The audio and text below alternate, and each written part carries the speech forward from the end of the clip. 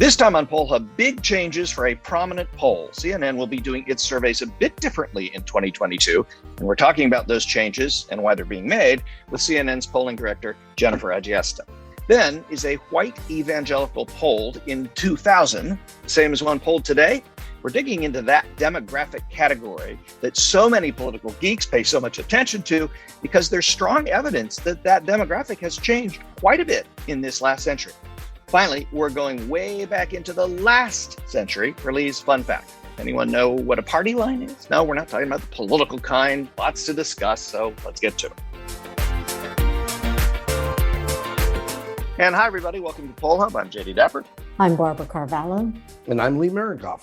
We have talked a lot on this podcast, which I say almost every week at the beginning of the podcast, right? We talk about the same things over and over. We have talked a lot about the we just talk a lot, Jay. Well, that's all we do. We just talk a lot. We have talked a lot about a lot of things, and we do talk a lot. One of the things, though, is something that a lot of people have been talking about, which is the way polls did, political polls in particular, in 2016 and then again in 2020. And we have disabused people of the notion that somehow 2016 was a washout. We talked about national polls and state polls, and we've talked a lot about 2020 and some of the issues. We talked with about the APOR report. And what that showed about some of the issues and challenges in 2020. And CNN, which is one of the big polls that we respect and that we compete with. I guess we're competitors, right? No, we're not. No, we're colleagues. Not even frenemies, right? No. Anyway, CNN is making a commitment to change the way they're doing polling going into 2022. And we think it's fascinating to talk about and to look at this because we're all dealing with this in the industry is how do we address some of the big challenges in polling. And so we thought, who better than Jen Agiesta to come on, polling director at CNN, and help us talk through what these changes are. Jen, very long intro, I apologize. Welcome. Thank you for having me. So what is it that you and SSRS, your polling partners, are doing and why? Well, what we're doing is essentially trying to shift our methodology for a couple of different reasons. Partly it's to address the challenges that we saw in 2020, where it certainly seemed as though differential non-response was part of the problem that we're having across the industry. And it's partly to address the way that people are communicating in the modern world. So our polling up until this new poll has pretty much exclusively been conducted by telephone using random digit dialing as a sample source. We never really used any voter list information. We kind of let people tell us if they were planning to vote and how likely they were to do that and what their demographics are, what their partisanship is. And we sort of let the data tell us what the universe looks like. The problem with that is that you can't necessarily know who's not talking to you. So the first step in our methodological change was how can we have a sample that allows us to know more about who is actually taking our survey versus who is not. And address-based sampling really looked like a very promising way to do that.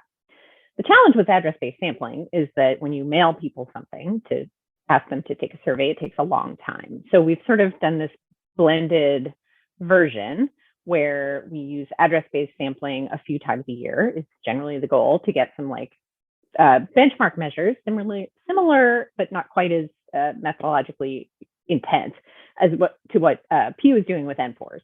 And that will allow us to have these sort of benchmark measurements of partisanship and ideology and things like that to use to help guide us when we're doing quick response, fast turn polling from sources like an online panel or, a SSRS hosts a text message panel, that kind of thing that we might use to complete a survey faster than we could by mailing the survey out. On the communication part of it, people just aren't answering their phones quite as much as they used to. I mean, I'm sure you guys have seen a decline in response rates the same way that we were seeing a decline in response rates, and all of our colleagues who were doing phone polling did. And so by mailing people a letter, we can sort of have a multi-mode approach where we allow them to go online and take the survey. We give them a phone number that they can call to take the survey if they don't want to. And for some of those people who haven't responded after a certain period of time in the field, we reach out to them by phone as another method of sort of more active data collection. So we'll call a subset of the sample and try to get them to respond. So that's our approach.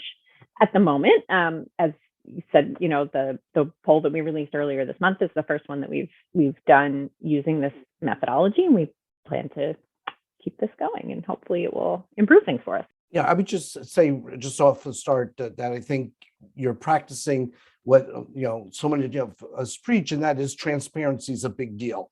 And so, it's really nice that that you're sort of opening the door and letting all of us get in to see what you're doing and respond to questions, because that's really how we all can go forward. What is your gut reaction, though, from the reports and from what you've tried to do, to the position that that 2016 and 2020, it was Donald Trump, and if you take Trump out of the equation, and you then end up with the 2018 example, the midterm elections, which didn't have a problem. So before we get into some of the nuts and bolts of what you're doing, that's sort of a somewhat popular view that Donald Trump has created this differential non-response, or at least he exacerbated it. And if he goes away, then it won't exist anymore. Right. I've heard this theory as well. I think the thing that makes me a little concerned that it's not just about Trump himself is that in 2020, as the April report showed, some of the errors were higher in the down ballot races, where it wasn't necessarily about Donald Trump. A race between a Democrat and a Republican for Senate, who are not Donald Trump, had in some cases larger errors than the presidential races, even in the same states. And that sort of suggests that there's something happening with differential partisan non-response kind of across the board. I don't think we saw that same effect in 2016.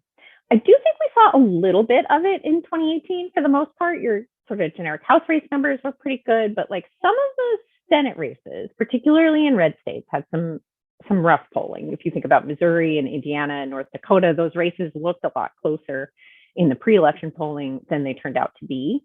And so I think that may have been like a little bit of a canary in the coal mine of 2020, of that there's something happening in these areas where we're not able necessarily to reach the people that we need to reach. Just in terms of how you came about deciding, the methods that you chose, because there certainly is, a whole slew of different ways of approaching this, probably as many ways as that there are polling, companies and organizations. What kind of testing did you do either before, or do you plan to do, in the future, to get a sense of, is this the right mix? Right.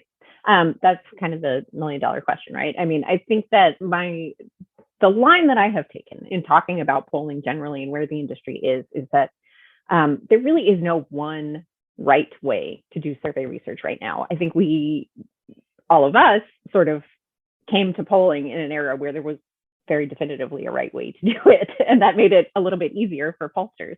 I'm not sure that that's necessarily true anymore, and I think that you can get the right answer through different types of methodologies. We landed on this one kind of through working with our partners at SSRS. They really are fabulous methodologists, and they are fantastic at what they do. And they have a ton of experience in ABS work. So a lot of the experimentation that we did is really leaning on the things that they have learned from doing this in the real world. And I'm sure we will refine things as we go forward, but we have, we set forth with a plan that sort of follows the best practices of doing ABS research, as SSRS has kind of helped us along to discover that.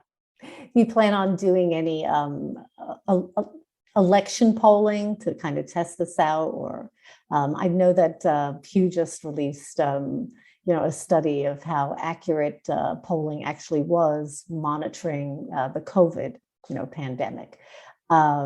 Is there something along those lines that you're also using kind of as just benchmarks to get a sense of how things are going? Yeah, I mean, I think that the coronavirus vaccination rate, which I think is part of what Pew was looking at in that report, has really been a really reassuring thing for polling, because most polls really have been right on with that. And it was reassuring to me to see that that was also true with our new methodology. You know, we were at, I think, 75% of the population having gotten at least one shot, which, given the time frame that we were covering, seemed about right for that period.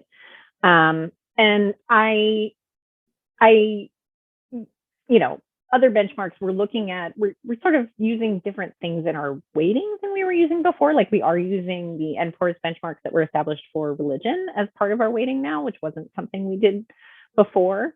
And we're kind of hoping that the industry as a whole will honestly move forward with more benchmarking work. It's sort of, I think it's a problem for all of us in trying to identify what happened in 2020, that there aren't good benchmarks for partisanship in the United States or for ideology. And hopefully the work that we're doing can kind of help to fill that void a little bit, you know, and I would love to see other organizations pick up that charge as well. You know, other folks I've talked to, and some people we both know, are talking about the requirement in election polling to be very precise when we know that, you know, polls are guesstimates and that there's a margin of error and there's all other kinds of sampling errors, statistical inaccuracies built into the process. And are we asking too much of this instrument, regardless of the methodology? Yeah, I think a lot of people are. I mean, you know, part of before we made this methods change, after 2016, we made a standard change. And part of that change was to emphasize the error margins in our reporting and in our poll graphics and the way that we present data. And I do think that people need to be mindful that polls are not, you know, they're not a precision instrument. They're not going to give you something down to the decimal point that's perfect on the nose, but they can give you a rough idea of what's happening out there. And that conveying that uncertainty without casting doubt on the usefulness of polls is a really tricky thing for all of us to manage going forward. And I think it'll be really interesting to see the different approaches people take in 2022 on that. I think one of the exciting things, though, about what you're doing is, as you know, we've always been sort of like at the sampling side of it, not the modeling at the end side of it. So after 2016, when everybody, you know, started weighting by education, we looked at that, but we didn't think that was the magic bullet. And so now that you're over in the sampling, you know, who are we talking to and how are we reaching them? I think that's really going to be the big payoff down the road, because I think that really is, you know, what the issue boils down to ultimately. So, you know, this is an adventure that we applaud and are looking eagerly to see how it works out, because then we can just, you know, copy it. Well, thank you. You do the work. You do the work. If it works out, give me a ring. Well, thanks. I'll keep you posted. Well, Jen, thank you so much for joining us and sharing some thoughts about this process that CNN is going through. We're going through it, all the quality polls. I mean, if we're honest with ourselves, and we are, that's what makes us quality polls, is there are problems we need to fix, and we need to figure out how to do that. And so we applaud you for moving forward and, like Lee said, being transparent about it. And yeah, if it works, you know, we'll be giving you a call, and maybe it'll be what we're doing too. Who knows? Anyway, thank you so much for joining us, and good luck with the polling. We'll be keeping an eye on it as well as everybody else. Thank you. Lovely to chat with you all. White evangelicals have been a core part of the Republican Party since the 1980s, and certainly a central part of Trump supporters in 2016 and 2020. But this group has changed a good deal. There's been a good amount of research on this, and just in the last 4 years, even from 2016 to 2020, they aren't necessarily the same the same people that we have seen in the past. I know, easy for me to say, right? So there's been a lot of changes. There's been some growth in this segment, but what's going on here demographically? Well, I think one of the things that you're looking at in this has to do with religiosity, or, you know, practicing of religion, and that it's important, I think, to understand that this is not just one big homogeneous group, but that there are variations in what Trump's attraction to this particular population has been in terms of whether people are practicing religion. And it seems, if I'm reading the numbers correctly, that the Trump white evangelical is different than the Reagan white evangelical that you cited from the 1980s, in terms of less frequency of attending church, a measurement that is a measurement that we standard use as a measure of religiosity that a person might have. Yeah, I think what's interesting is that we really didn't talk about white evangelical Christians until the 80s, and it became a core part of the Republican Party and governing coalition. And I mean, the culture wars come from that. All kinds of things come, from this group, and we have talked about them. We've included them in polls for decades. And we assumed, maybe rightly or wrongly, I mean, most of the data suggests rightly, that these were church-going, Bible-believing, evangelical Christians. And what is so interesting is that a lot of religious writers were the first to point this out over the last few years. People who are evangelical Christians, including David French, who we'll talk about, have pointed out that that's not really what describes all white evangelical Christians now, and that there has been a kind of a switch from it being a group that in large part was concerned about social issues like abortion, to one that seems a little bit more politically tribal.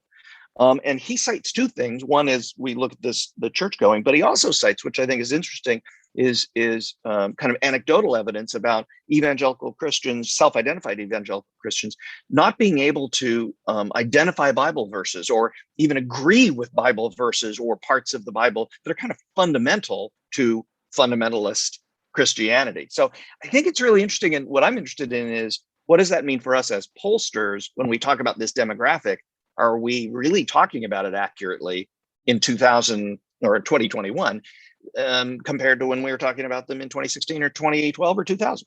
Well, I think if we go back, as you mentioned, to the 1980s, there has been a significant change over the last 40 years. But I think what has also attracted the attention, so much attention of late, and certainly this isn't a new issue, the kind of the tension among Christians between politics and religion and who is identified as whom. But the reason why I think it's garnered more attention in the public debate is that there really has been an increase, at least in polling, in the size of what pollsters and pundits refer to as evangelical Christians, and how we're kind of grouping these individuals. This isn't new. This isn't necessarily just something that happens when people are trying to categorize different groups. We've talked about this, with the Latino community, because pollsters, tend to, and pundits, and the public discussions tends to draw a circle around any one group, and we know there's great diversity. But I think in terms of evangelicals specifically, this is something that really hasn't been discussed, and there's not just anecdotal information. There's actually some numbers behind this too. So what seems to be the driving force here between politics and religion, in this community, and what is the change statistically that we're looking at here? No, I think you have you sort of have the answer to your own question, I think, but I know that aren't the numbers in the 20s in terms of the country as a whole, if I'm not mistaken? Almost 30% identifies, 29% in one poll. Yeah. But does it behoove us in the future making this assumption that should we be looking at this group in different components based on the fact that they're not one big, similarly sharing view? Or is that common, as you say, with other voters, and so we really shouldn't worry about that as much, and they're still at least identify as white evangelicals? Well, Pew has done a good amount of research on religion. And I think it's important to note that you're right, Lee. I mean, I think depending upon how these labels are defined, you end up with, different groups. Some of them are, politically diverse. Some of them are religiously diverse. As we're trying to identify them and understand how, how these people vote, because that is, how we mostly use them in the public debate and in the public discussion about politics. I think there needs to be some clarity as to who actually identifies as in each of these groups. From a polling standpoint, I mean, we know Democrats are largely all of one group and Republicans are all of one mind. We know that when we look at independents, we sort of have to, parse them out. And so the question becomes, does it make sense in this regard to do that? There's one other thing, and I think, Jay, you alluded to this, the political ramifications of this. As they say, I'm old enough to remember that when John Kennedy was running for president, he had to make a wall between his religion and his politics because he was a Catholic and he was running for president, and a lot of Protestant voters and others were not necessarily comfortable with that. So flashback to 1960, he didn't get elected president unless he drew that line between his religious beliefs and his political beliefs. And then Ronald Reagan, basically in the 80s, sort of like you can't run without that part with you, and that becomes now so much of our politics today. Just to kind of put a final bullet on this, it does strike me when you just talked about Ronald Reagan and doing that, it does strike me that maybe things haven't changed as much as we're saying, because Ronald Reagan was not a particularly religious guy. Everybody knew that at the time, yet he was embraced by this new white evangelical Christian demographic we were noting. He was embraced by them because of what he was being able or saying he was going to be able to accomplish in terms of the court and social issues. Prayer in school was big then. Abortion was obviously was and is a big issue. How different is that from someone who is ostensibly or very apparently not very religious, Donald Trump, being embraced by that same group? Even if the group is different, it does strike me politically that the white evangelical Christians have been more of a political group than a religious group from the time that we started tracking them. It's just more apparent maybe now and more obvious because Trump is such an outlier in terms of being even remotely religious. Yeah, and that became the question, how do those voters who have those religious views support him? And that became one of the big quandaries of the Trump phenomena. I see Ashley, however, waving frantically that we're over time on this. So you know what that means, folks? We got to turn to the fun fact. And the fun fact is brought to us by the Gallup poll from 1937, which asked, and I think this is actually an interesting question in light of current practices, but they asked Americans, do you have a telephone in your home? And the breakdown in 1937 was right down the middle, 50-50. 50% said yes, 50% said no. And what's interesting about that is, look, Gallup at that point was doing household interviews, face-to-face interviews, because you could not get a good sample, a good random distribution by telephone because half the country didn't have them, and you couldn't exclude half the country. The question is, though, so obviously in the 60s, we do go to random digit dialing and we make that big shift because phones are much more pervasive. However, if you ask the question today, do you have a telephone in your home? It's a little misleading, and I bet you guys know why. Yeah, well, when you said, 50% of Americans had a telephone, well, that doesn't mean the other 50% back then in the 1930s had a cell phone. No, I guess that, yeah. So, but these days you can have different types of phones. A home phone is actually something that is pretty foreign to actually most households. In fact, the National Health Interview Survey just released for last year shows that nearly 2/3 of Americans, adults that is, 65%, actually are wireless only at this point, and 3/4 of children under 18 live in a household that doesn't have any kind of landline. So actually, if we'd ask this question again, do you have a telephone in your home? The no actually might be a lot higher than it was back in 1937. It's back. You get technical. Yeah. It's back to the future. I mean, we're just going back to the future. But what would be the relevant question today, though, about a technology that's growing? If you wouldn't ask if you have a telephone in the home. Everybody's got a cell phone. What would it be? I mean, internet? I mean, is there a comparative thing to ask? Well, the CDC actually compares landline telephones with wireless telephones. Certainly, there are other devices that are capable of having voice communication at this point. That is not something they track, but they do track the difference between landlines and cell phones, and have been doing that for quite some time. And they do it, semi-annually. Is that twice a year? I think so. Yeah.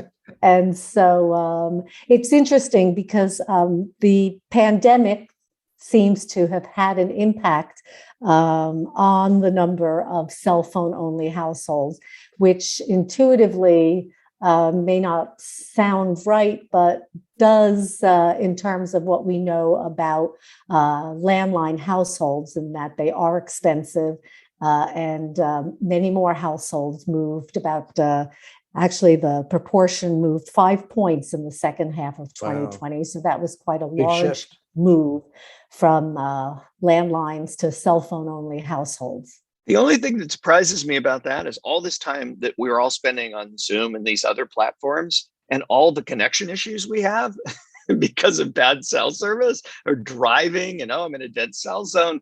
I'm actually a little surprised that people, having spent so much more time at home, didn't reverse a little bit. I almost thought it would have backtracked a little. I better get a landline. Yeah, I agree. I thought it was counterintuitive, but nope. Probably the expense was more the cause than the use.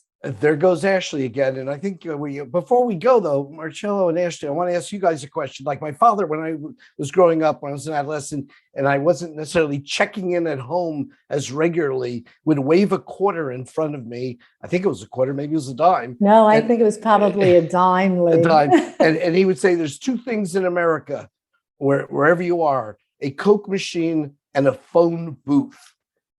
You guys know what a phone booth is? Yes, I do in fact know what a phone booth is. Okay. Don't worry. Well, why? Because you probably watched some, old Superman movies. I have used the phone booth before. But you wouldn't think wherever you go there is a phone booth today. No, not anymore. Yeah, if I use the word phone booth, would you salute or think I'm a relic of the Civil War era?